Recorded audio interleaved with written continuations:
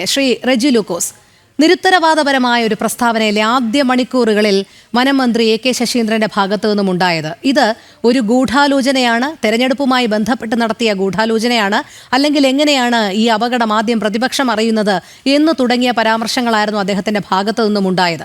ഒരു ജീവൻ പൊലിഞ്ഞ മണിക്കൂറുകൾക്കകം സർക്കാരിന്റെ ഭാഗത്തു നിന്ന് എങ്ങനെയാണ് ഇത്തരത്തിലുള്ള ഒരു പ്രതികരണം ഉണ്ടായത്? ആദ്യമേ തന്നെ 15 വയസ്സുകാരനായ മിടുമിടുക്കനായ നാട്ടുകാരുടെ പ്രിയങ്കരനായ സ്കൂളിന്റെ പ്രിയങ്കരനായ അനന്തു എന്ന് പറയുന്ന കുഞ്ഞിന് ആദരാഞ്ജലികൾ.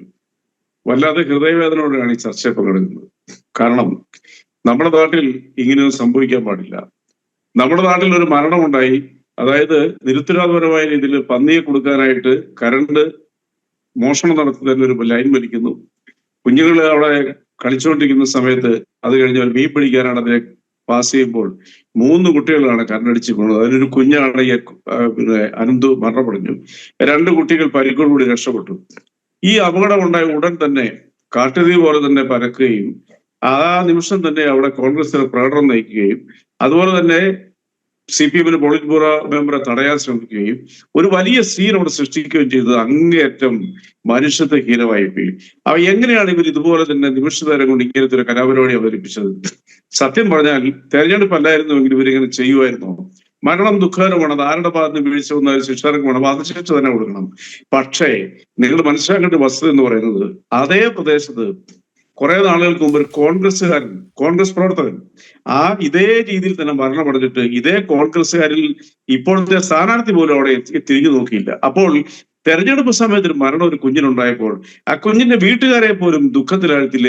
കേരളത്തെ ലജ്ജിപ്പിച്ചുകൊണ്ട് ഈ രീതിയിലുള്ള ഒരു പ്രകടനം നയിച്ച, അല്ലെങ്കിൽ രാത്രികളിൽ തന്നെ അവിടെ ഒരു ഒറ്റ പോസ്റ്ററോ ബോർഡോ ഈ കോൺഗ്രസിന്റെ ഇല്ല. അവിടെ രാത്രികളിൽ മുഴുവൻ കോൺഗ്രസ് സ്ഥാനാർത്ഥിയുടെ ഫ്ലെക്സ് കെട്ടി വരുന്നവരുടെ മുമ്പിൽ ഇത് ആഘോഷിക്കാനാണ് നടത്തിയ ഈ കോൺഗ്രസ്സുകാർക്കല്ലാണ്ട് എനിക്ക് തോന്നുന്നു ഈ ഭൂലോകത്തിൽ വേറെ ആർക്കെങ്കിലും ഇത് സാധിക്കുമെന്ന് തോന്നുന്നില്ല. കാരണം നിലമ്പൂരിലെ ഇവരുടെ തന്നെ പാർട്ടി ഓഫീസിൽ രാധ എന്ന് പറയുന്ന അവിടുത്തെ ഒരു ക്ലീനറായ ഒരു ലേഡിയെ കൊന്നു കുഴിച്ചു മൂടി. അതിന്റെ പിന്നിലുള്ള കഥകളൊക്കെ നമുക്കറിയാം. അത് പ്രതികൾ രക്ഷപ്പെട്ടാലും അത് വളരെ വ്യക്തമായ ഒരു ആരോപണമാണ്. ഇവർക്കേ അത് സാധിക്കത്തുള്ളൂ. അപ്പോൾ ബഹുമാനപ്പെട്ട വനം മന്ത്രിയുടെ ആ ആരോപണം അല്ലെ ആ സംശയത്തിന് അടിസ്ഥാനരഹിതമാണെന്ന് നിങ്ങൾക്ക് എങ്ങനെ പറയാൻ പറ്റും? അതാണ് നമ്മൾ മനസ്സിലാക്കേണ്ടത്.